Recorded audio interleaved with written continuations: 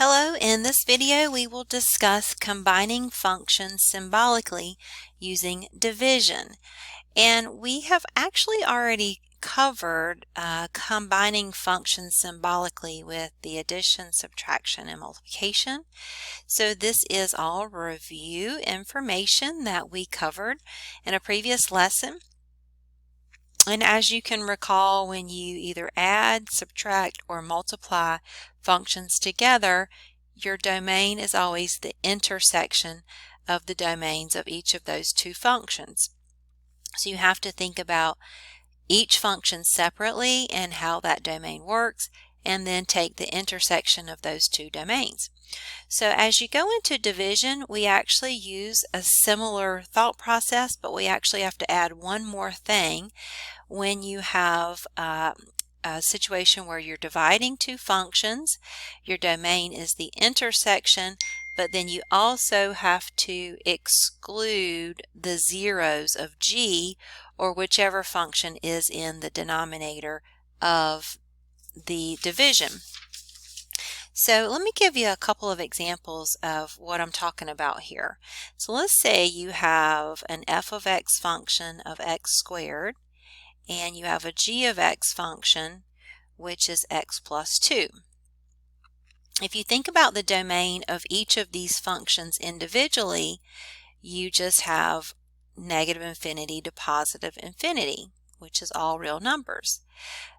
F of x is a quadratic function, and it has that U shape, and it's all real numbers. And g of x is a linear function, and it also is going to have your all real numbers. But when I take these two functions and I put them together in division, so I put f of x over g of x, now I have an x plus 2 in the denominator of the fraction. And we know that when we have fractions, we cannot have a 0 in the bottom of the fraction. So we say x plus 2 cannot equal 0, which means that x cannot equal negative 2. So each function by itself doesn't have a restriction on the domain, but when I put these together with this division, then I do have a restriction on my domain. So my domain of f over g is going to be negative infinity to negative 2 union negative 2 to infinity, making sure that you put the parentheses on your negative 2. So you have to be very careful that you think about the different layers, right? You think about each function, and then you think about what's happening when you set up the division. So let's go through a problem here. There's actually a lot going on with this particular problem. So we have a quadratic function of f of x, we have a square root function with g of x, and we're going to find our domain of each of the g over f and f over g. Okay, so domain of g over f. Okay, first I need to think about my domain of just each function. Okay, so f of x has a domain of all real numbers, and g of x is a square root function, so I need to make sure I think about that x plus 2 has to be greater than or equal to 0, and then x has to be greater than or equal to negative 2, so it will have this domain. So each of those functions individually have these domains. Now if I set up g over f, now I have to think about one other part, is when does f of x equal 0? Because f of x can't equal 0. Okay, so I want to think about this x squared minus 1 can't be 0. So let's go ahead and write out the g over f. So that's going to be square root of x plus 2 over x squared minus 1. And if I factor the f of x function, I can take each of these factors to figure out the domain restrictions. So x cannot be -1, x cannot be 1. So I now have to put all of this together. So I have restrictions at -1 and 1. So those would be open circles. So open circle. So let me change to a different color here. So open circle and open circle. And that is my restrictions on f of x being 0. And then I also have to think about g of x here. So g of x has to be greater than or equal to -2.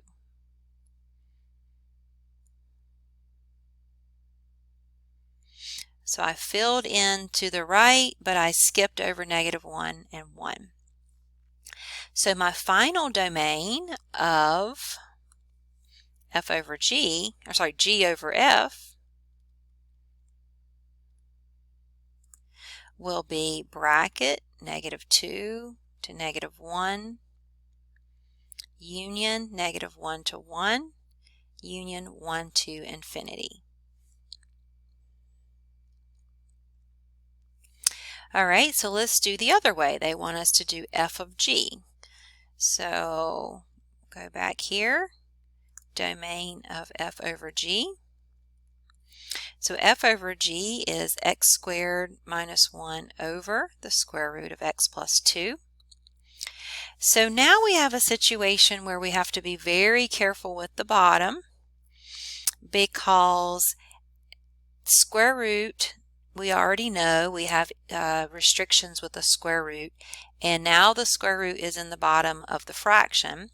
So that means x plus 2 has to be greater than 0. I can no longer include the equal to because it's in the bottom of the fraction. And that means x has to be greater than -2. Now our function in the top, remember, just has a domain of -infinity to +infinity, and the fact that it's in the top of the fraction means that we can not worry about zeros or any other restrictions. So now I can just use this right here to write my domain of f over g. So f over g domain is going to be parentheses -2 to infinity.